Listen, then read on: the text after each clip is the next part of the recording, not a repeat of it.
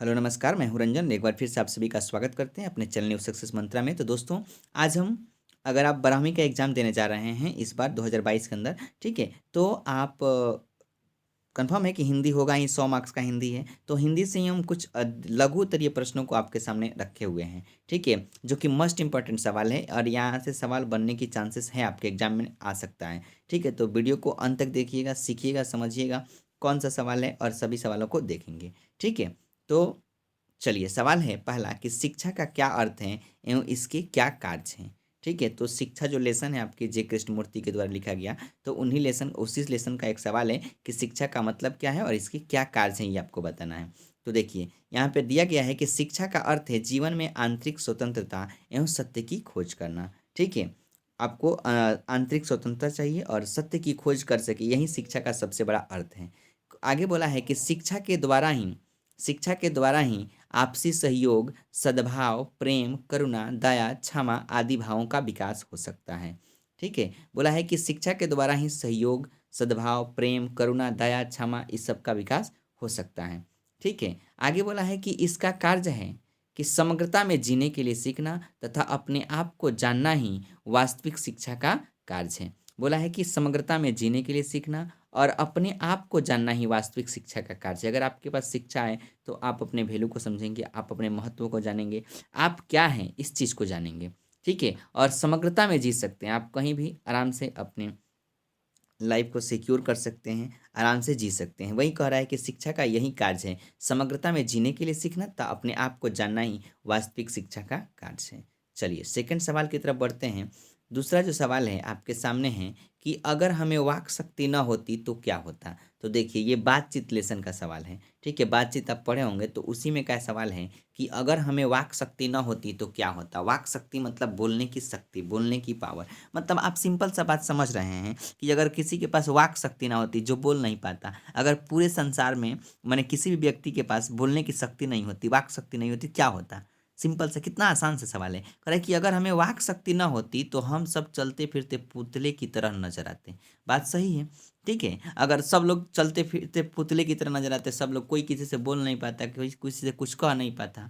अगर वाक शक्ति होता तभी ना बोलता, यानी कि बोलने की कला, बोल सकते हैं। तो अगर ये ही नहीं है तो जब किसी से कुछ बोल ही नहीं सकते हैं तो फिर हम लोग एकदम पुतले की तरह नजर आते हैं। कोई कुछ नहीं बोलता, भावों का आदान प्रदान नहीं कर पाता। कह रहा है ना कि कोई कुछ नहीं बोल पाता और भावों का आदान प्रदान नहीं कर पाता, पूरा सृष्टि जो है ना गूंग नजर आती। सही बात है। अगर वाक शक्ति ना होती तो ना किसी से कोई बोल पाता, ना ही अपने भावों का आदान प्रदान कर पाता। ठीक है, पूरा ये संसार, पूरा सृष्टि जो है एकदम गूंग नजर आती।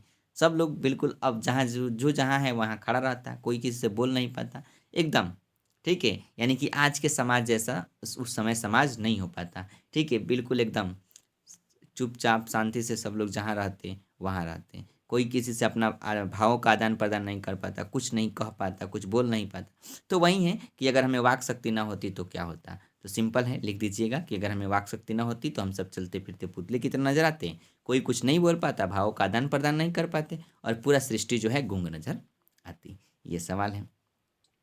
अगला सवाल है, ये भी बहुत बढ़िया तगड़ा सवाल है और इम्पोर्टेंट सवाल है, देखेंगे जरा सा। कह रहा है कि भगत सिंह ने नौजवानों को राजनीति में भाग लेने के लिए क्यों कहा?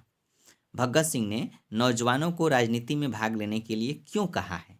तो देखिए, सवाल का आंसर है कि भगत सिंह ने नौजवानों को राजनीति में भाग लेने के लिए इसलिए कहा था कि उनके द्वारा राजनीति में भाग लेने से व्यक्ति, समाज तथा देश का परम कल्याण होगा। भगत सिंह ने नौजवानों को राजनीति में भाग लेने के लिए इसलिए कहा कि अगर वे लोग, जो जितने भी नौजवान हैं, अगर वे राजनीति में भाग लेते हैं तो राजनीति में भाग लेते हैं तो इससे व्यक्ति, समाज, देश का परम कल्याण होगा। ठीक है, यानी कि नौजवान जब राजनीति के अंदर आएंगे तो समाज का भी कल्याण होगा, देश का भी कल्याण होगा। और ये भी बताते हैं कि छात्र जो है पढ़ाई के साथ साथ देशभक्ति का पाठ भी सीखे तथा अपेक्षित अपेक्षित सुधार के लिए तत्पर रहे। यानी कि छात्र जो है अपने पढ़ाई के साथ साथ उसको देश के अंदर क्या हो रहा है, देश के अंदर क्या चल रहा है, इस चीज़ को भी सीखेगा। ठीक है। और उसमें अगर उसके अकॉर्डिंग जहाँ पे सुधार उसको नज़र आएगा, उसके हिसाब से सुधार करने के लिए वो हमेशा तत्पर रहेगा। इसीलिए भगत सिंह राजनीति में नौजवानों को आने के लिए कहते हैं। ठीक है, इसके पीछे यही कारण है कि वो पढ़ाई के साथ साथ देशभक्ति का पाठ सीखे, देश के बारे में जाने, देश के अंदर क्या चल रहा है, देश में क्या चाहिए, कैसा शिक्षा व्यवस्था चाहिए, स्वास्थ्य का व्यवस्था चाहिए। इसके लिए वो सब सीखेगा, जानेगा, अगर उनके पता चलेगा तभी ना वो उसको सुधार के लिए तत्पर रहेगा। तो यही सवाल का आंसर है, आप लिख सकते हैं। चलिए, अगला सवाल है कि कवित्री का खिलौना क्या है। देखिए, कवित्री का खिलौना ये पुत्र वियोग से लिया गया है, जिसके लेखक सुभद्रा कुमारी चौहान है। तो कवित्री का खिलौना उसका खोया हुआ पुत्र है, जो समय रहते ही मृत्यु को प्राप्त हो गया। यानी कि उसका जो बेटा है वो अभी समय था, मैंने कम उम्र में ही वो चल बसा, उसकी मृत्यु हो गई। तो उसी खिलौने, कवित्री का वही खिलौना है उसका बेटा। यानी कि कवित्री का खिलौना उसका खोया हुआ बेटा है, पुत्र है, जो समय रहते ही मृत्यु को प्राप्त हो गया। इस इकलौते बच्चे ने के निधन ने उन्हें अंदर से तोड़ कर रख दिया। और बता रही हैं कवित्री कि वो मेरा इकलौता बेटा था, और उस बेटे की मृत्यु के बाद मैं बिल्कुल अंदर से टूट चुकी हूँ। अब मुझे, मेरे अंदर इतना हिम्मत नहीं है कि मैं अपने आप को अ, मतलब दृढ़ता के साथ रख सकूँ। ठीक है, अपने आप को संभाल सकूँ। ठीक है, तो वही बोला है कि बोली है कि अब मैं अंदर से बिल्कुल टूट चुकी हूँ, ऐसी बात है। चलिए, अगला सवाल है, अर्धनारीश्वर किसका प्रतीक है। क्या बोला कि अर्धनारीश्वर किसका प्रतीक है। तो आपको याद रखना है, अर्धनारीश्वर शंकर और पार्वती का प्रतीक है। अर्धनारीश्वर, ठीक है, किसका प्रतीक है, तो शंकर और पार्वती का प्रतीक है। इस तरीके से आपको याद रखना है। आगे है कि शिक्षा के महत्व पर, शिक्षा के महत्व पर प्रकाश डालें। ठीक है, शिक्षा के महत्व पर प्रकाश डालें। ये शिक्षा से पक्का सवाल आएगा, आप इसको देख के चलना। ठीक है, शिक्षा से पक्का सवाल एकदम आएगा ही आएगा, कंफर्म है। तो इसको पक्का देखिएगा। तो शिक्षा जो है हमारे भीतर के अंधकार को दूर करने वाला सबसे बड़ा अस्त्र है। देखिए, अगर आपके पास शिक्षा है ना, तो आपके अंदर जो डर है, जो भय है, आपके अंदर जो अंधकार है, वो दूर हो सकता है। ठीक है, और सबसे बड़ा जो अस्त्र है वो शिक्षा के द्वारा ही शिक्षा के द्वारा ही जाएगा।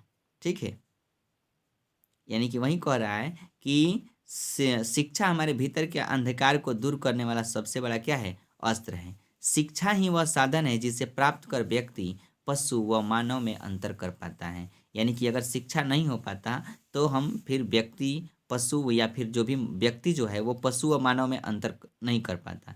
यानी कि शिक्षा के द्वारा ही व्यक्ति को ये मालूम होता है कि पशु है, मानव है, इसमें अंतर कर पाता है।